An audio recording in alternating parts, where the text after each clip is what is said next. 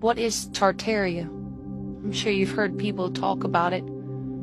And what is it? Well, people will tell you all kinds of things. They'll say, oh, it's about these star forts, these old bastion forts of the old world. Or it's about buildings like this, with these antennas on top. It's also about giants and skeletons of giants that once were found. It's about the world's fairs. And as beautiful as they were, it's more than that. Tartaria has become sort of a catch-all term for pretty much everything in the old world that kind of doesn't make sense. Anyways, the theory is that a long time ago, there was another flood, a great mud flood of sorts, in the early 1800s, that basically wiped out everybody. Now, some people say, oh, everybody survived, and they were put into asylums, and things like that.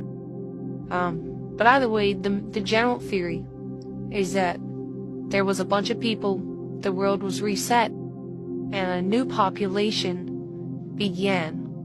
And the cities that we all live in today, the great cities like New York City and San Francisco, all these different cities, they found them. And they found them full of architecture.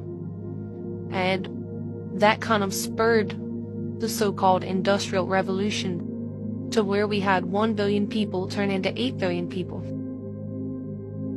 But we found them, and people will say that it was free masonry. It was free to us. They also say it's the land of the free. But as you go on, you see that it's more than just these buildings. In the 1700s, we see pictures of them using electricity. And all over the place, there's these lightning rods on the old buildings. And people will say, well, they were merely to catch the lightning. But others will say that they were used to collect the free energy in the atmosphere, and that our hidden past is full of this kind of stuff. Now, there's more to it. Some people say the earth is flat.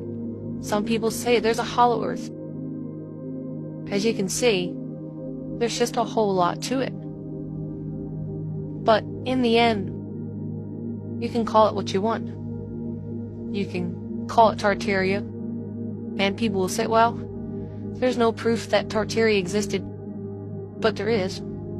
There's all these different maps, a lot of different old books. There's a lot of things that prove that wrong. There was a Grand Khan of Tartaria. And guess what? When Columbus came to the Americas in 1492, he was looking for the Grand Khan of Tartary. But nobody will tell you that. And no history teacher will ever say that to you. But that's where we end up. We look back and we saw all this weird stuff. And people have kind of put it all together. They say, well, we've been lied to our whole lives. If you go into any big city, let's say Philadelphia, and you've never been there, you're going to see a few really huge buildings, and they're going to blow your mind. And you're going to wonder, well, how the hell did they do that? And that's what everyone is asking.